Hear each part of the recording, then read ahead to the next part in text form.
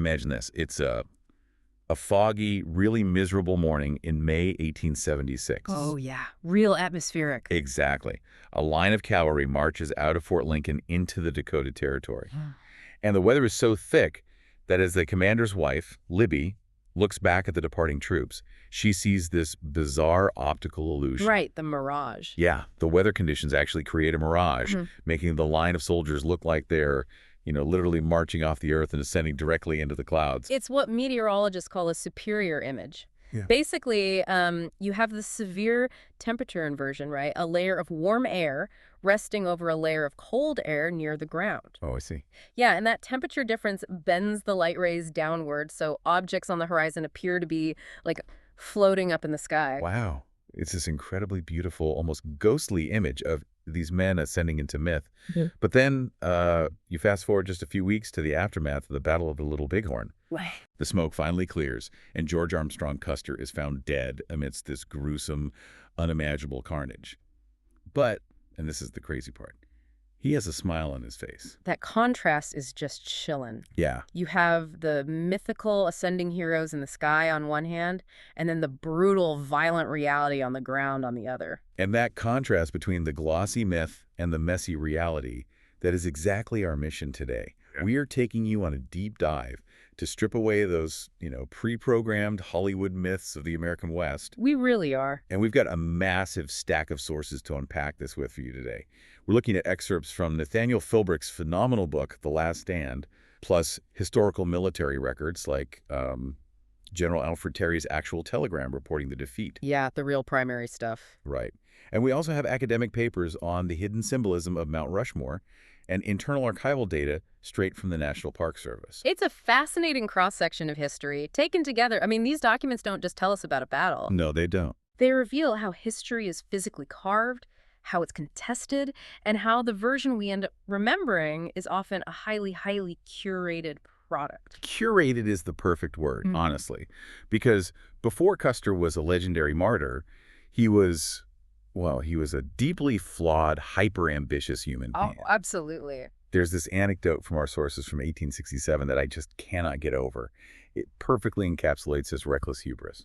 So he's stationed in Kansas, and he decides to go out chasing a massive buffalo. Which, to be clear, was not a military objective at all. Not at all. He literally leaves his entire regiment behind in potentially hostile territory just to chase down this one animal for sport. He totally isolates himself. So he finally catches up to it.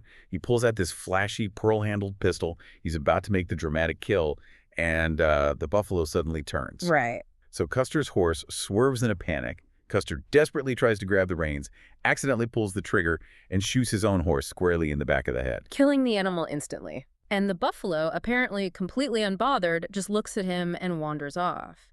So now the commander of the cavalry is stranded alone, on foot, miles away from his men. The sheer embarrassment. But, reading through that, a light bulb kind of went off for me.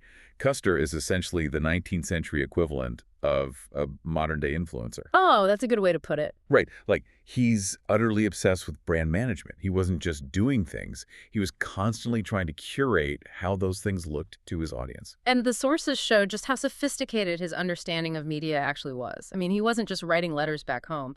He was explicitly courting people like Lawrence Gobright. Wait, who was that again? He was the co-founder of the Associated Press. Okay, so wait. He's actively going after the 1800s equivalent of the news algorithm. Exactly. He understood that if you control the Associated Press, you control the national wire.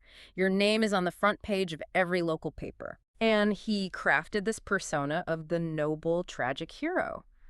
The texts actually note he went to see the play Julius Caesar 40 times while visiting New York. 40 times? That is excessive. Yeah.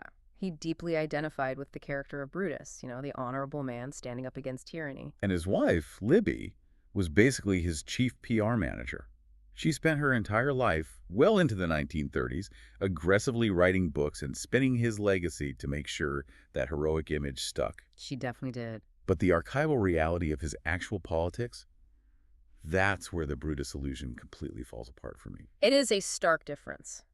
And It's really important to mention right here for you listening that we must report this next part completely impartially. Yes, absolutely. We are explicitly just conveying the source material, the historical text, without taking any modern political sides at all. We're just reporting this historical record. Right, we're just looking at what the archival letters and documents actually show us. Exactly. And what those texts document is a man deeply entrenched in the toxic partisan politics of the Reconstruction era. And for anyone who needs a quick refresher, Reconstruction was that incredibly volatile period right after the American Civil War, where the country was trying to rebuild and, figure out the civil rights of newly freed enslaved people. And in that environment, according to the sources, Custer was an ardent, lifelong conservative Democrat. The texts show he actively opposed racial equality and strongly fought against the 14th Amendment. Which was the crucial amendment guaranteeing citizenship and equal protection under the law for formerly enslaved people. Exactly. And there's an incident from when he was stationed in Texas that is just, well, it's incredibly dark. Yeah, it really is. The sources highlight this horrific case where a white teenager tied an illegally enslaved black child to a horse and dragged her to death. Yeah. Custer initially had the boy arrested, which was his duty, but then he turned around and handed the teenager over to local civil authorities. Authorities who were all former Confederates. Right. Knowing full well they would immediately let the murderer go, which they did. The sources also mentioned his black cook, Eliza Brown. She constantly tried to educate him, pleading with him to understand the violence and wrongs being inflicted on African Americans in the South. Yeah. And he just completely ignored her. He ignored her, and he leveraged those partisan politics to boost his own career. He actually aligned himself with President Andrew Johnson, who was actively touring the country, making explicitly racist appeals against civil rights. But wait, how does a cavalry officer even do that? How do you just bypass your own military chain of command to play politics with the president? By exploiting the friction between the White House and the Army. You see, when General Ulysses S. Grant wanted to put Custer in command of a newly formed all-black cavalry regiment, Custer refused. Oh, wow. Yeah, he went entirely over Grant's head, directly to President Johnson, demanding to serve only with white troops. Talk about burning a bridge with Ulysses S. Grant. Uh-oh, it sparked a lifelong feud. And later, in 1875, when the Democrats recaptured the House of Representatives, Custer smelled another opportunity. He traveled to Washington and provided damaging, largely hearsay testimony against President Grant's administration, entirely to score political points. Okay, let's unpack this for a second. Because if he was so politically toxic, so blatantly insubordinate, and constantly clashing with his own commanding officers and the government, how on earth did he maintain this legendary, heroic status among the American public? Well, because of the fog of war. And, who gets to control the narrative when the key players are dead? Ah, right. The PR machine. Exactly. To understand the myth of The Last Stand, we have to strip away the Hollywood veneer of the Seventh Cavalry itself. We picture these rugged, born-in-the-saddle frontiersmen. Right, but the sources point out that 40% of his regiment were actually recent immigrants. Yep. And most of the American-born soldiers grew up east of the Mississippi. Wait, hold on. 40% immigrants? That completely ruins the rugged American Marlboro Man image in my head. Were these guys even trained to fight on the Great Plains? Barely. Many had never even ridden a horse before enlisting. You're kidding. No, they were completely out of their element. And to make matters worse, internally, the regiment was basically poisoned by Custer's toxic leadership style. Right, because his senior commanders, Captain Frederick Benteen and Major Marcus Reno, utterly despised him. Hate is almost an understatement for Benteen, and we have to look at the mechanics of why. Okay. Years earlier, at the Battle of the Washita in 1868, Custer had attacked a Cheyenne village belonging to Black Kettle. And he was actually a peaceful chief trying to negotiate, right? Yes, exactly. Yeah. During the absolute chaos of that attack, Custer abruptly pulled his troops out and completely abandoned one of his own officers, Major Joel Elliott, along with a whole detachment of men. Oh, man. They were surrounded and slaughtered. Benteen never forgave Custer for leaving his own men behind to die. Benteen actually admitted to writing a scathing, anonymous letter to the newspapers exposing what Custer did. Well, so you have a unit where the commanders actively loathe their leader. And when the disaster at Little Bighorn happens, and the news breaks like General Terry sends his famous telegram reporting the total wipeout of Custer's 5 companies, the PR machine we talked about earlier goes into absolute overdrive to cover up those fractures. Because the American public was hungry for a martyr. And they got one, most famously through Cassidy Adams' painting Custer's Last Stand. Which is pure fiction. The painting abandons all historical accuracy. It shows Custer standing tall, his long hair flowing in the wind, heroically fighting off hordes of warriors with a saber. Right, even though he had actually cut his hair short before the campaign and didn't even carry a saber that day. Exactly. But the image was incredibly potent. So potent, in fact, that it was mass distributed across the country as a beer advertisement for Anheuser-Busch. I still can't wrap my head around that. The defining historical image of this horrific military disaster, the way millions of Americans learned about this event, was a promotional poster for a brewery. Yeah, it's wild. Talk about the ultimate influencer brand deal. It really is the commodification of history. But if you want to know what actually happened, you have to contrast that beer ad with the actual eyewitness accounts from the other side. Oh, the ledger drawings. Yes.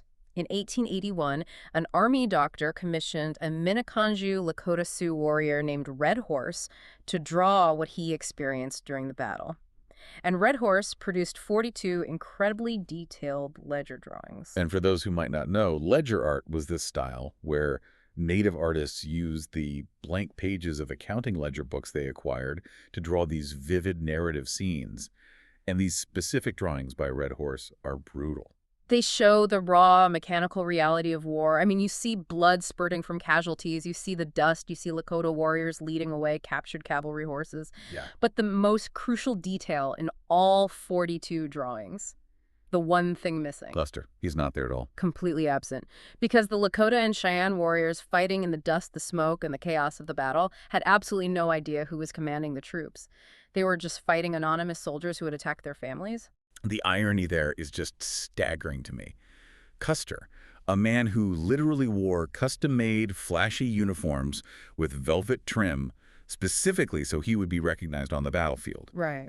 A man who dedicated his entire life to being the center of attention, dies as just another faceless, anonymous blur in the fog of war to the very people who defeated him. It punctures the myth entirely. But, to really understand this conflict, we have to look at the catalyst. Why were they fighting in the first place? Right. It wasn't just a random clash on the plains. It was a fundamental dispute over the land itself. The Black Hills. Precisely. To the Lakota, the Black Hills weren't just real estate or, territory to be conquered. Anthropologically speaking, they viewed this land as the literal center of their cosmos. Wow. It was the vertical link between heaven and earth. It was deeply sacred. And crucially, the United States government had explicitly recognized it as Lakota land in the Fort Laramie Treaty of 1868. Right, until Custer's expedition in 1874. Yeah. Custer leads a massive military expedition directly into the Black Hills and announces to the press that they have discovered gold, quote, right from the grassroots. Right from the grassroots, just perfectly designed to trigger a stampede. And it worked. That discovery sparked a massive gold rush. The U.S. government decided the gold was more important than the treaty, illegally seized the land, and ordered the Lakota onto restricted reservations. Right. And that betrayal is what directly ignited the War of 1876. And what happens to that sacred land decades later is just wild to me. So fast forward to the 1920s. South Dakota's economy is really struggling after World War I, and automobiles are becoming popular. Right, the road trip era. Exactly. So a state historian named Doane Robinson comes up with an idea for a massive roadside tourist trap to boost the local economy and attract road trippers. And Robinson originally envisioned carving figures of the American West into the granite pillars of the Black Hills. People like the Lakota leader Red Cloud, the explorers Lewis and Clark Sacagawea, and yes, George Armstrong Custer. It's sort of regional historical tribute. But then he brings in the sculptor, Gutzon Borglum. Which changed everything. The sources are very clear on Borglum's background. He was a highly controversial figure with active Ku Klux Klan affiliations. Yeah, that's a massive detail. He had previously worked on the Stone Mountain Confederate Memorial in Georgia, but was fired and essentially ruined the project before he left. And Borglum comes to South Dakota and completely hijacks Robinson's vision. He says, no, we aren't doing Western figures. We are going to carve 4 U.S. presidents to represent, in his words, American empire and exceptionalism. He shifts it from a regional tribute to a colossal monument of national conquest. And the mechanics of how they built it are staggering. Right. From 1927 to 1941, they literally attacked the mountain. They used jackhammers and massive amounts of dynamite to blast away the granite. It was incredibly difficult, dangerous work and constantly plagued by funding issues. They didn't even clean up after themselves. They just left massive piles of blast debris sitting at the base of the mountain. Yeah, they did. And Borglum had these grandiose plans to carve the presidents all the way down to their waists and to dynamite a secret hall of records into the rock behind Abraham Lincoln's head. Which never happened. Right, it was all completely abandoned when the money dried up and Borglum suddenly died. But let's pause here, because this is where the historical whiplash really hits me. Okay. Think about this analogy. Imagine someone invades your community's most ancient sacred cathedral. They find gold hidden in the crypt, so they tear up the treaty that says the cathedral belongs to you, and they kick you out. Right. And then a few decades later, they bring in dynamite and blast the walls of your cathedral to pieces just so they can carve the giant faces of rival kings into the stone, entirely to attract tourists driving by on the highway. It sounds absurd when you frame it that way, but that is exactly the physical reality of Mount Rushmore. For many Lakota today, it is a glaring monument to their dispossession, literally blasted into their most sacred site. And while millions and millions of dollars and over a decade of labor were spent blasting those presidential faces into the granite just to construct a specific national myth, Right. well, how was the United States government treating the actual physical artifacts of the real history of the American West? The contrast is genuinely staggering. If you look at the internal National Park Service documents regarding the Little Bighorn Battlefield National Monument, they detail a massive archival collection. The Park Service was responsible for over 160,000 historical items. We're talking the physical truth of what happened? Original 7th Cavalry records, horse bones recovered from the battlefield, spent ammunition, historic photographs, even a herbarium. Right. Like a herbarium. Yeah. So literally just a collection of dried plants gathered from the area in the 1800s. Exactly. Plant specimens pressed and preserved to show the ecological reality of the plains at that time. It's an incredibly valuable scientific and historical record. And for years, where was this invaluable collection kept? Shoved into the literal basement of the existing visitor center. And the documents outline absolutely atrocious conditions. There was no proper climate control, no regulation of temperature or humidity at all. Which is a death sentence for fragile paper records, ledgers, and 19th century textiles. Absolutely. The documents show there were overhead water pipes threatening to leak directly onto the artifacts. Oh, man. There was no modern fire protection system, and shockingly, there was no elevator access, meaning disabled researchers and historians couldn't even physically get down there to study the collection. It got so bad that in 2011, the Park Service realized the artifacts weren't going to survive. They literally had to pack up all 160,000 items, load them onto trucks, and ship them hundreds of miles away to the Western Archaeological Conservation Center down in Tucson, Arizona. Right. Just so the physical history wouldn't rot, while the park endlessly begged the government for funding to build a safe facility. They literally had to ship the history away to save it from the very people tasked with preserving it. So what does this all mean?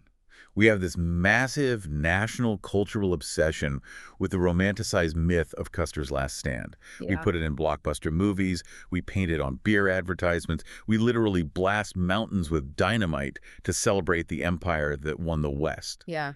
Yet the actual physical proof of the real human beings involved the letters, the military records, the bones, is treated like forgotten junk in a leaky basement. It reveals everything about what we value as a society. I mean, we often prefer the pristine, uncomplicated myth over the messy, fragile reality. Because it's easier. Because the myth is easy to consume. But this raises an incredibly important question for you, the listener. If history isn't just a static story locked in the past, but something we are actively negotiating and managing right now, what are the ongoing consequences of prioritizing the myth? Because the story of the Black Hills certainly didn't end in 1876. Far from it. History is an active, ongoing legal and moral negotiation. The Lakota never gave up their claim to the Black Hills. They never stopped fighting for it. In the 1970s, activists from the American Indian movement actually held massive protests, occupying the Mount Rushmore monument itself. And all of this resistance culminated in a landmark legal battle that went all the way to the United States Supreme Court. And in 1980, the Supreme Court finally issued a ruling. And they ruled that the Black Hills were, in fact, unlawfully stolen from the Lakota. The court acknowledged it was a direct illegal violation of the 1868 Fort Laramie Treaty. And to make amends, The court ordered the United States government to pay the Lakota over $100 million in compensation for the theft of the land. But here is the most powerful mechanism of this entire story. The Lakota refused the money. Completely flat out refused it. They said, we don't want your money. We demand the actual return of the land itself. And because they legally refused the settlement, that compensation money was placed into an account in the U.S. Treasury. And it just sits there, earning interest. I want to leave you with this staggering reality to mull over today. Because of decades of compounding interest, that settlement fund has grown from $100 million for over $900 million. Wow. Almost $1 billion. And it is sitting in a government account completely untouched. Because for the Lakota, accepting a single cent of that payout would mean legally selling the sacred center of their universe. It is a profound statement of endurance. It shows that some things, some places, are simply not for sale, regardless of the price or the pressure. It really brings us full circle, doesn't it? Back to that foggy morning in May 1876. Libbie Custer standing at the fort, watching that mirage of the Seventh Cavalry marching up into the clouds. Yeah. A beautiful optical illusion covering up a march toward a brutal reality. And Custer himself, found in the chaotic aftermath with that eerie smile on his face. A man obsessed with curating his own myth, entirely oblivious to the billion-dollar, century-long tragedy he was helping to set in motion. So next time you watch a Hollywood Western, or see a picture of those giant faces blasted into Mount Rushmore, ask yourself, what are the ghosts in the landscape trying to tell you?